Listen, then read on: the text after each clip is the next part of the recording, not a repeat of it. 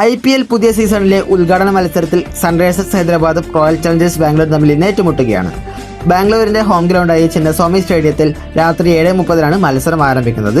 ഈ മത്സരത്തിന്റെ team analysis, match prediction എന്നീ കാര്യങ്ങളാണ് ഈ വീഡിയോയിൽ പറയുന്നത്. മികച്ച മത്സരം തന്നെയായിരിക്കും എന്നതിൽ യാതൊരു സംശയവും വേണ്ട. വേദി ചിന്നസ്വാമി ആയതുകൊണ്ട് തന്നെ ബാറ്റിംഗ് പിച്ചായിരിക്കും.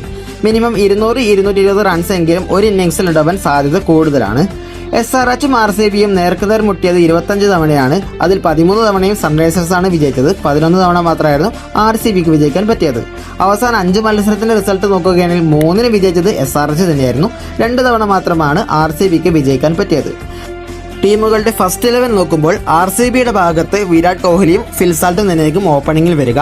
ക്യാപ്റ്റൻ പടിത്താർ വൺ ഡൗൺ ആയും അതുപോലെ മിഡിൽ ഓർഡറിൽ വെങ്കടേഷ് അയ്യർ, ടിം ഡേവിഡ്, ജിതേഷ് ശർമ്മ എന്നിവർ ഉണ്ടാകും. ഓൾറൗണ്ടർമാരായി കൃണാൽ പാണ്ഡ്യയും റൊമാരിയോ ഷെഫേർഡും, ബോളിംഗ് യൂണിറ്റിൽ സ്പിന്നറായി സുയാഷ് ശർമ്മയും ഭുവനേശ്വർ കുമാറും ജേക്കബ് ഡഫിയുമായിരിക്കും ഉണ്ടാവുക. ഇമ്പാക്ട് പ്ലെയറായി റസീഖ് ദാറായിരിക്കും വരാൻ ചാൻസ് കൂടുതൽ. ഇനി സൺറൈസേഴ്സിന്റെ കാര്യം നോക്കുമ്പോൾ അഭിഷേക് ശർമ്മ ഹെഡ് കോമ്പിനേഷൻ തന്നെയാണ് ഓപ്പണിംഗിൽ ഉണ്ടാവുക.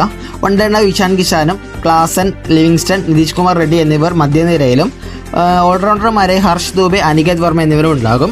ബൗളിംഗ് യൂണിറ്റിലേക്ക് വരുമ്പോൾ ജയദേവ് ഉനദ്കട്ട്, ഹർഷൽ പട്ടേൽ, ബ്രൈഡൻ കഴ്സ് എന്നിവരൊക്കെ ബൗളിംഗിൽ ഉണ്ടാവുക. സീഷൻ അൻസാരിയോ ശിവം മാവിയോ ആയിരിക്കും ഇമ്പാക്ട് പ്ലെയറായി കളിക്കുക. ഇരു ടീമുകളുടെയും സ്ട്രെങ്ത് നോക്കുകയാണെങ്കിൽ ബാറ്റിംഗ് ഓർഡറാണ് അവരുടെ ബാക്ക് ബോൺ. ചിന്നസ്വാമി സ്റ്റേഡിയം ബാറ്റർക്ക് മുൻതൂക്കം നൽകും. ടീമുകളെ കമ്പയർ ചെയ്യുമ്പോൾ RCB കുറച്ചുകൂടി സന്തുലിതമായ ടീമാണ്. SRHന്റെ കാര്യത്തിൽ ബൗളിംഗ് കുറച്ചുകൂടി മാറ്റങ്ങൾ വേണ്ടി വന്നേക്കും.